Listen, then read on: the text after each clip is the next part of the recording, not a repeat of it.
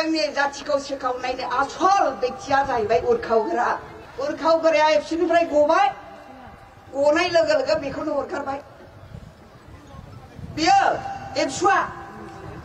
एबसुनि प्रेसिडेन्टआ आंजों थानानैसो सालायदों बियो आं पुलिस सानै मोनबाय नालाय एमएलए जानानै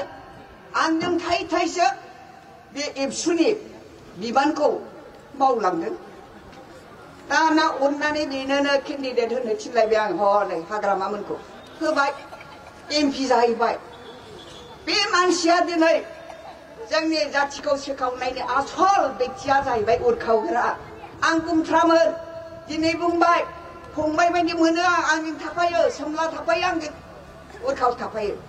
बै समाव दानिया थाङै थुङै जेला एकदा जाखांखो मा जाखो आं दिनै खुला खुलि बुंनो नागिरदों रायजोफोरथ' नङा जोंनि खरनिबो बिपिएफ मोजां मोनग्रा नङा होमबा बिपिएफ जोब दे मिथिखागौ आं बिपिएफ जोब दानिया पार्टि दानसै इलेक्सना गेलेनोसै नालाय 2003 नि उनाव फार्स्टआव इलेक्सना गेलेनोसै दाना पार्टिखौ आं जों होनबाय एमएलएफ्रा नाङा पार्टिखौ नाङा एबसुआनो सालाय इलेक्सनखौ जोंनि जाथियाव पार्टि दायोबा खावनै जायो गावो होननानै बुंबाय आङो मानिथाराखिसै दानिया चन्दन ब्रह्म खाम्फा बिसोर सानैयाबो पार्टिखौ दानायाव दंथारोलाय ओजों ग्रासरुट लेभेलनि सेंग्राफ्रा दङबाबो लिडारा उरखावग्रा नङा उरखावग्रा गाव सिफ जानो थाखाय पार्टिनि प्रेसिडेन्ट जानोसै दानिया खिन्थु जानो मोनाखिसै रायलाय होनलाय रबिराम नार्जारिखौ दोननोसै दोनमालाय मा जानो हनै लोगो लोगो केन्डिडेट होनाय लोगो लोगो केन्डिडेटआ गावसिनि जोब